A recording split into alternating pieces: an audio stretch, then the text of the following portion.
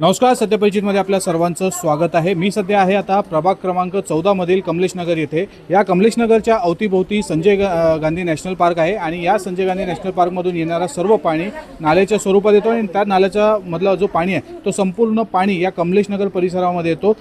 ज्यावेळी निवडणूक होतात त्यावेळी जे इकडचे उमेदवार होते ते सर्व उमेदवार या ठिकाणी मतं मागायला आली आणि त्याच्यानंतर जे उमेदवार होते ते निवडून आले, नगरसेवक झाले। मात्र नगरसेवक झाल्यानंतर इकडे ते फिरकलेही नाही अशी इकडच्या स्थानिक लोकांची तक्रार आहे। काही दिवसांपूर्वी नगरसेवक आले, त्यांनी फक्त नारळ फोडले आणि गेले। मात्र इथे वर्षानुवर्षांपासून या परिसरामध्ये गुडघ्यात पाणी भरत असतं, मात्र त्याच्याकडे कुठलाही नगरसेवक बोलायला तयार नाही, महासभेमध्ये विषय घ्यायला तयार नाही आणि इकडची जी परिस्थिती आहे ती सुधारवण्यास नाही। आज आम्ही इथे वार्तांकन करण्यासाठी आल्यानंतर इकडच्या काही महिला आहेत त्या जमा झाल्या आहेत। त्यांना एक अशीच आशा आहे की या ठिकाणी जे आमची परिस्थिती होते, पावसामध्ये पाणी भरतं, ती कुठे ना कुठे सुटणार, म्हणून एवढ्या मोठ्या प्रमाणात या महिला इथे जमा झालेल्या आहेत। त्या महिलांकडून आपण जाणून घेऊया।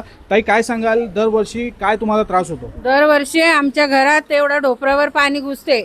यावर्षी सांगितलं नगरसेवकाला, नारळ फोडले आणि गेले तर आलेच नाही नाला खोदायला। ते लोक नारळ फोडून गेले नगरसेवक येऊन। आप बताइए क्या प्रॉब्लम आती है यहाँ पे हर बारिश में? हर बारिश में पानी भरता है और कोई इधर आता नहीं देखने तक, और सब हमारा सामान सब बह जाता है और पानी इतना भर जाता है तो घर में सामान की भी बर्बादी हो जाती है। और कोई आगे पीछे कोई देखता नहीं, ना गटर साफ करते ना कुछ करते, वैसे ही ये हो जाता। गटर भी एक साल में कोई साफ करने को आया नहीं है, वैसा ही पानी भरता है घर में सब। घरात पण पाणी, बाहेर पण पाणी, राहायचं कसं आम्ही लोकांनी?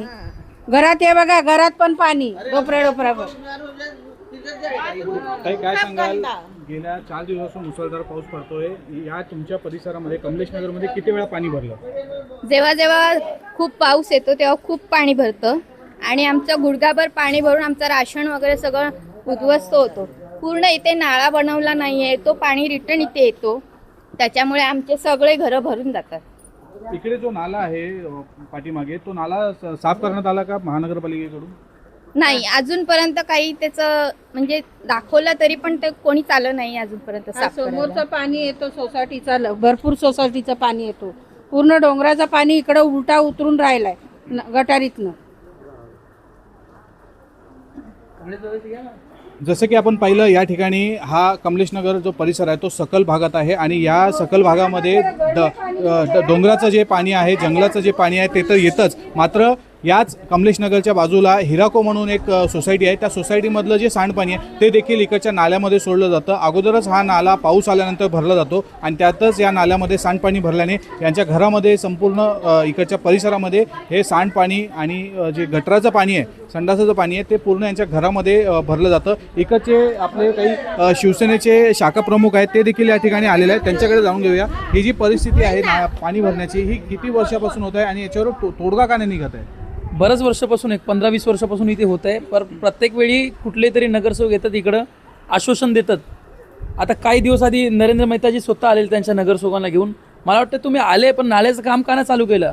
नारळ फोडून गेले। अगर यांनी RCCचं काम आता सध्या पण केलं असताना, JCBचे नाले तोडून केलं असताना तात्काळ झालं असतं काम। RCC में केमिकल असतं, लगेच सुकलं असतं, पण यांच्या घरात मी स्वतः आलो तर पूर्ण एवढं पाणी भरलं होतं काल आणि एवढी परिस्थिती खराब आहे की पूर्ण यांच्या घरोघर जाते। संडासचं पाणी, पूर्ण बाथरूमचं संडासचं पाणी, कंपनीचं, इंडस्ट्रीचं, पूर्ण सोसायटी आहे जे त्या तिकडचं पाणी येते। अरे हेच लोक तुम्ही तुमच्यासाठी सकाळी 6-6 वाजता उठून लाईनीत उभे असतात नगरसेवक जिंकायला, आणि इथे नगरसेवक सांगत अरे तुम्ही आम्हाला मतदान नाही दिलंय। इकडच्या लोकांना सांगतात फोन केल्यानंतर तुम्ही आम्हाला थोडी ना जिंकवलं। अरे निर्लज्जपणा सोडून हे लोकांनी, नगरसेवकांनी हे विचार केला पाहिजे की हे लोकांनी आमच्यासाठी दिवसरात सकाळी उठून आमच्यासाठी आंदोलन प्रचारमध्ये फिरतात, जेवण न खाता तुमच्यासाठी झेंडा पकडून फिरतात आणि ते हे परिस्थिती डुबून फिरतात। हे सोबतं का नगरसेवकांना?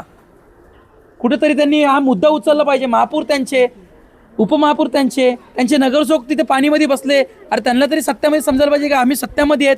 त्या काळात त्यांचेच महापौर होते, त्यांनीच लक्ष न दिलं। आणि खरं मध्ये अगर बघायला गेलं तर मीरा भाईंदरमध्ये पूर्ण ठिकाणी पाणी भरत आहेत। त्यांच्या आमदारांचं 7 शाळासुद्धा अर्ध भरलं गेलं होतं।